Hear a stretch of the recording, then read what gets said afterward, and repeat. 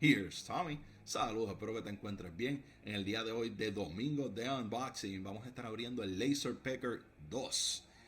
Este dispositivo es un producto que, como dice en el nombre, es un laser que se utiliza para hacer engravings en madera o en plástico o en metal, en distintos materiales, y también se puede utilizar para cortar madera. Nada, los dejo con el video, espero que les guste.